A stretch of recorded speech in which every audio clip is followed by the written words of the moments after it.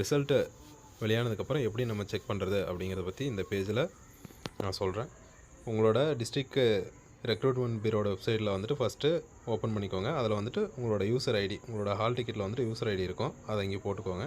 Next உங்களோட password உங்களுக்கு மெசேஜில் வந்திருக்கும், அதை போட்டுட்டு சப்மிட் கொடுத்தீங்கன்னா நெக்ஸ்ட் பேஜில் உங்களுக்கான ரிசல்ட் வந்துட்டு ஷோ ஆக ஆரம்பிச்சிடும். அதுக்கடுத்து இன்றைக்கி வந்துடக்கூடிய அந்த புது அப்டேட் என்னென்னு கேட்டிங்கனாக்கா, ரிசல்ட் எப்போது ரிலீஸ் ஆக போகுது அப்படிங்கிறத வந்துட்டு ஒரு அஃபிஷியல் சர்க்குலராக வெளியில் வந்திருக்கு. அதுதான் இன்றைக்கி நான் சொல்ல போகிறேன்.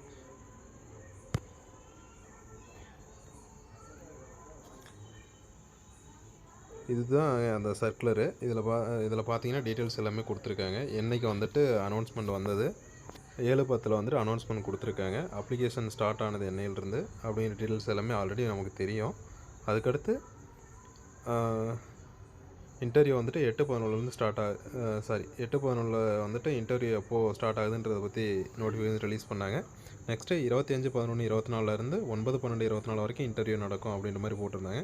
அதுக்கடுத்து ஃபைனல் செலெக்ஷன் எப்போ நடக்குன்னு கேட்டிங்கன்னா 24/12/24 கொடுத்துருக்காங்க. 24/12/24 வந்துட்டு ஷார்ட் லிஸ்ட் பண்ணிட்டு அந்தந்த சொசைட்டிக்கு வந்துட்டு 27/12/24 வந்துட்டு லிஸ்ட்டை அனுப்பி விட்டுருவாங்க. அப்படின்னா 24லேருந்து 27க்குள்ளே நம்மளோட ரிசல்ட் கன்ஃபார்ம் வெளியில் வந்துடும். மறக்காமல் அந்தந்த டிஸ்ட்ரிக்டோட வெப்சைட்டில் போய் செக் பண்ணி பார்த்துக்கோங்க உங்களோட ரிசல்ட்டு. புதுசாக பார்க்குறவங்க சேனலில் ஜாயின் பண்ணிக்கோங்க, நோட்டிஃபிகேஷனை ஆன் பண்ணி வச்சுக்கோங்க. அப்போ தான் ஃபுல்லாக நெக்ஸ்ட்டு எந்த வீடியோஸ் வந்தாலும் பார்க்க முடியும். Daily government job updates daily வரும் வீடியோஸாக. தேங்க்யூ.